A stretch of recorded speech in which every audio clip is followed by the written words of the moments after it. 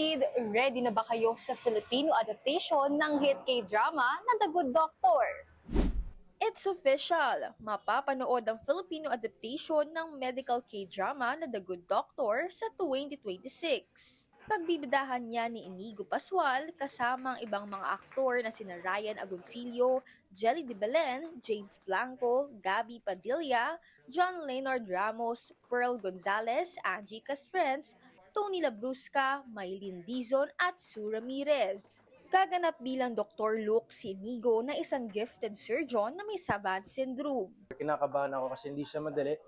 Ang dami hinihingi ng karakter. And this is a sensitive topic. And I myself, I have a family member that has autism. So for me, this is something that I really want to give justice to. I don't want to just give a half-baked performance. And bilang preparasyon, magkakaroon din daw ng medical workshops at trainings ang mga aktor.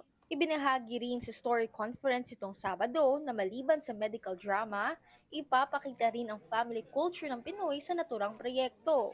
We will always go back to family. We will always go back to emotions. As much as this is a medical drama, our goal is to inspire and for Filipinos to relate to the heart of the characters. We'll present our story in terms of characters. Unang ipinalabas ang The Good Doctor sa Korea na nagkaroon ng adaptation sa iba't ibang bansa tulad ng US.